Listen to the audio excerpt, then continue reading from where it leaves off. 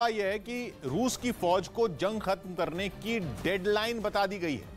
कितने भी सैनिक जख्मी हो जाएं, यूक्रेन की तरफ से कितना भी जोरदार जवाब मिले, किसी भी मिसाइल से हमला हो, लेकिन रूस की फौज की कोशिश डेडलाइन से पहले इस जंग को खत्म करने की होगी। हालांकि यह डेडलाइन ही यूक्रेन के सैनिकों में भरोसा पैदा करने वाली है। अभी तक दावा यह था कि यूक्रेन को जीतना रूस की सेना बाएं हाथ का खेल मान रही थी। दावा यह है कि यूक्रेन के स्पेशल ऑपरेशन के लिए केवल 72 घंटे का वक्त रखा गया था, लेकिन एक महीने बाद भी यूक्रेन का कोई ऐसा शहर नहीं है जो पूरी तरह रूस की मुट्ठी में जा चुका हो। अब तो दावा यह है कि रूस की फौज को 9 मई तक जंग खत्म करने का आदेश दिया गया है। मतलब यह कि 9 मई से पहले रूस ने यूक्रेन में चल रहा युद्ध खत्म करने को कहा है। 9 मई की डेडलाइन तय करने के पीछे भी एक बड़ी वजह बताई जा रही है। यह ऐसा दिन है जो रूस की फौज हर साल विजय दिवस के तौर पर मनाती है, लेकिन इसका सीधा मतलब यह है कि रूस की फौज ने भी मान लिया है कि यूक्रेन को कुछ दिनों में ही घुटनों पर लाना मुमकिन नहीं है। 9 मई में अभी मोटे तौर पर 1.5 महीना बाकी है। 9 मई की डेडलाइन होने का मतलब यह है कि अभी यूक्रेन में बमबारी और मिसाइलों से हमले 1.5 महीना और चलने का अनुमान है। हालांकि रूस की तरफ से अभी तक 9 मई की डेडलाइन पर औपचारिक तौर पर कुछ नहीं कहा जा रहा, लेकिन यूक्रेन की फौज ने इससे जुड़ी जानकारी सोशल मीडिया पर डाली। इसके अलावा यूक्रेन के सैनिकों को भी इस डेडलाइन के बारे में बताया गया और सैनिकों को यह कहा गया है कि विजय दिवस से पहले रूस किसी भी सूरत में जंग खत्म करना चाहता है। 9 मई को हर साल रूस विजय दिवस मनाता है। ये विजय दिवस मनाने की रवायत वहां 77 साल पुरानी है। दूसरे विश्व युद्ध का अंत 1945 में 8 मई को हुआ था। 8 मई को जर्मनी और जापान ने सरेंडर के समझौते पर दस्तखत किए थे, जिसके बाद 9 मई को विजय का जश्न मनाया गया था। दूसरे विश्व युद्ध की जीत का जश्न रूस में सोवियत संघ के जमाने से ही मनाया जाता रहा है, लेकिन रूस ये नहीं चाहता कि इस बार जब मॉस्को में विजय दिवस मनाया जा रहा हो तो कीव में रूस की फौज जंग लड़ रही हो। जब रूस की फौज खतरनाक हथियारों का प्रदर्शन कर रही हो तब दुनिया रूस की बेचारगी देख रही हो, और जब रूस 77 साल पुरानी जीत को याद कर रहा हो तब भी कीव में उसकी सेना संघर्ष ही कर रही हो। हर साल रूस की फौज मॉस्को में 9 मई को इसी तरह से जश्न मनाती है। जश्न में टैंकों से बख्तरबंद गाड़ियों तक और बैलिस्टिक मिसाइलों से एयर डिफेंस सिस्टम तक सब कुछ दिखाया जाता है। इसके अलावा रूस की वायुसेना भी इस जश्न में अपना दम दिखाती है। माना जा रहा है कि इसीलिए इस जंग को खत्म करने के लिए 9 मई की डेडलाइन रखी गई है। यूक्रेन युद्ध से जुड़ी बहुत बड़ी खबर। रूस ने पहली बार यूक्रेन के खिलाफ जारी जंग में बड़ी संख्या में अपने सैनिकों के मारे जाने की बात मानी है। रूसी सेना के मुताबिक इस जंग में अब तक उसके 1351 जवान मारे गए हैं, जबकि करीब 4000 जवान घायल हुए हैं। इस बीच रूस की एक रिपोर्ट में दावा किया गया कि नेटो की योजना यूक्रेन को केवल बलि का बकरा बनाने की थी। मतलब यह कि रूस के खिलाफ एक बड़ी साजिश में यूक्रेन को एक मोहरे की तरह इस्तेमाल करने पर लंबे वक्त से काम किया जा रहा था। नेटो के इस प्लान को बारबरोसा 2 नाम दिया गया था और एक खुफिया रिपोर्ट के आधार पर रूस ने बारबरोसा 2 प्लान की जानकारी दी।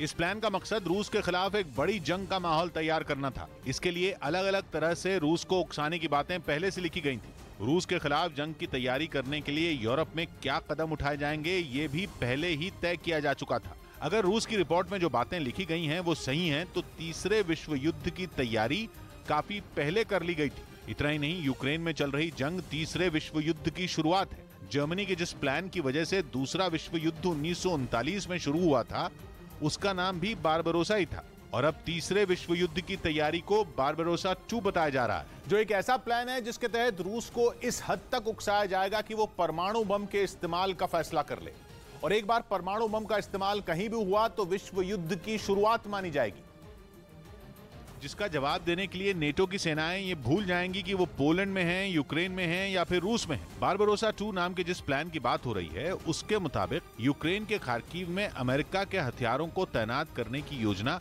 कई साल पहले ही बना ली गई थी। यहाँ तक कि एस्टोनिया, जो नेटो का सदस्य देश नहीं है, वहाँ भी नेटो के हथियार पहुँचा दिए गए थे। और नेटो के जिस प्लान की वजह से नौबत जंग तक आ सकती थी, दावा यह है कि उस पर पिछले कई साल से लगातार काम हो रहा था, क्योंकि रिपोर्ट के मुताबिक नेटो रूस की सीमा के पास ऐसे तनावपूर्ण हालात बनाने के प्लान पर काम कर रहा था जिनकी वजह से रूस को हमेशा सीमा के पास युद्ध जैसे हालात में उलझा कर रखा जा सके। इस प्लान में यूक्रेन, फिनलैंड और एस्टोनिया जैसे छोटे देशों को शामिल किया गया था, लेकिन नेटो के बड़े प्लान की जानकारी शायद इन छोटे देशों को भी नहीं थी।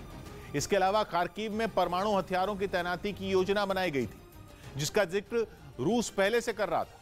हालांकि नेटो के इस प्लान की रिपोर्ट पर न तो नेटो की तरफ से कुछ कहा गया और न ही अमेरिका की तरफ से कोई सफाई दी गई। हालांकि रूस का दावा यह है कि जर्मनी में इसी प्लान के तहत अमेरिका ने हाइड्रोजन बमों की एक बहुत बड़ी खेप पहले से भेज दी थी।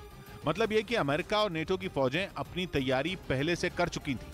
लेकिन इस रिपोर्ट के आते ही यह जरूर साफ हो गया कि रूस इस तरह के प्लान के लिए पहले से तैयार है। अगर जंग की नौबत आई तो नेटो और रूस दोनों पूरी तरह तैयार है। यानी यूक्रेन अगर वाकई एक मोहरा है तो तीसरे विश्व युद्ध की शुरुआत हो चुकी है। यूक्रेन युद्ध पर एक और बड़ी खबर। यूक्रेन की सेना ने रूसी सेना के एक और जनरल को मार गिराने का दावा किया है। यूक्रेन का दावा है कि उसने दक्षिणी यूक्रेन के खेरसोन इलाके में रूसी सेना के एक लेफ्टिनेंट जनरल को मार गिराया है। इस जंग में अब तक रूसी सेना के 6 जनरल मारे जाने की खबर है। उधर रूस की खुफिया एजेंसी एफएसबी यानी फेडरल सिक्योरिटी सर्विस ने सीक्रेट जानकारी लीक करने के आरोप में एक संदिग्ध को गिरफ्तार कर लिया। बताया गया कि उसने यूक्रेन के खुफिया विभाग को कई अहम जानकारियां भेजी थी और इस बात का पता चलते ही एफएसबी के एजेंट उनके दफ्तर पहुंच गए। वहां अंदर जाते ही उन्होंने आरोपी को काम करने से रोक दिया, जिसके बाद उसने अपने दोनों हाथ ऊपर उठा लिए। उनमें एक एजेंट आरोपी से पूछताछ करने लगा, जबकि दूसरा गिरफ्तारी की इस पूरी घटना का वीडियो बनाता रहा। इसके बाद उस आदमी से कागज पर दस्तखत लिए गए और फिर उसे एक गाड़ी में बैठाकर दूसरी जगह ले जाया गया। वहां आरोपी शख्स के दोनों हाथ हथकड़ी से बंधे नजर आए। यूक्रेन को सीक्रेट जानकारी लीक करने के आरोपी को एक लंबे गलियारे से होते हुए ले जाया गया और फिर उसे जेल में बंद कर दिया गया। गिरफ्तारी का यह वीडियो खुद रूस की खुफिया एजेंसी ने जारी किया। लेकिन इस बीच रूस की इसी फेडरल सिक्योरिटी सर्विस से जुड़ी एक सनसनीखेज खबर सामने आई। खबर के मुताबिक एफएसबी रूस के राष्ट्रपति पुतिन का तख्ता पलट कर सकती है, जिसका खतरा यूक्रेन के साथ जंग के लंबा खिंचने के साथ ही बढ़ता जा रहा है। एक वेबसाइट की रिपोर्ट के मुताबिक यूक्रेन के साथ युद्ध इतने दिनों तक चलने की वजह से रूस में खुफिया एजेंसी के अधिकारियों की नाराजगी बढ़ती जा रही है और ऐसा इसलिए क्योंकि उन्होंने युद्ध के इतने दिनों तक चलने की उम्मीद नहीं जताई थी। खबर के मुताबिक पिछले महीने 24 फरवरी को जब रूस ने यूक्रेन पर हमला किया तो माना जा रहा था कि युद्ध ज्यादा दिनों तक नहीं चलेगा, पर ऐसा हुआ नहीं। यूक्रेन की सेना ने रूस के हमलों का जोरदार जवाब दिया और 1 महीने से ज्यादा वक्त हो गया, लेकिन जंग अब भी चल रही है, जिसके बाद माना जा रहा है कि पुतिन की सेना अब अपने ही सैन्य अभियान में फंसती जा रही है। खबर है कि जंग के इतने दिनों तक खिंचने के लिए पुतिन ने एफएसबी के अधिकारियों को जिम्मेदार बताया था, जिसके बाद रूस की खुफिया एजेंसी के अधिकारियों में पुतिन के खिलाफ असंतोष बढ़ गया। बताया गया कि कई देशों की तरफ से लगाए गए प्रतिबंधों ने भी पुतिन के खिलाफ नाराजगी को बढ़ा दिया। खबर के मुताबिक अगर यह युद्ध इसी तरह जारी रहता है तो रूस की सुरक्षा सेवाओं में शामिल लोगों के विद्रोह की संभावना और बढ़ सकती है। तो वहीं रूस की ओर से परमाणु हमले की आशंका के बीच फ्रांस ने परमाणु बमों से लैस पनडुब्बियों को समंदर में उतार दिया।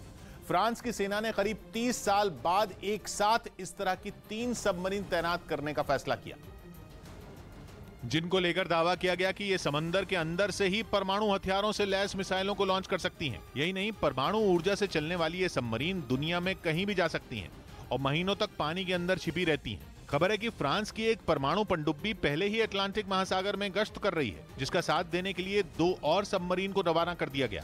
और बताया गया कि इससे पहले फ्रांस ने शीत युद्ध यानी कोल्ड वॉर के आखिरी दौर में एक साथ इस तरह की 3 पनडुब्बियों को समंदर में तैनात किया था, जिनमें हर एक सबमरीन परमाणु बम से लैस 16 मिसाइलों को ले जा सकती है और हर मिसाइल में करीब 150 किलो टन की क्षमता का परमाणु बम लोड किया जा सकता है, जिनको करीब 8000 किलोमीटर की दूरी से दुश्मन के ठिकाने की ओर दागा जा सकता है।